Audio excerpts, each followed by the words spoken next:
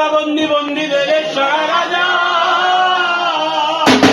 আজ হেডবন্দি বসু মাতা, উপরে বন্দি পূজা।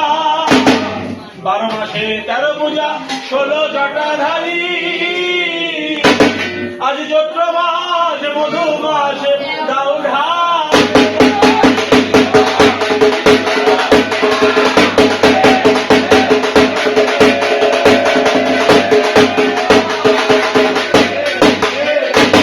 চাকে চক্রবর্তী ঘোর অন্ধকার, দেবকুলে জন্ম নিলেন নিমাই কুম্ভকার।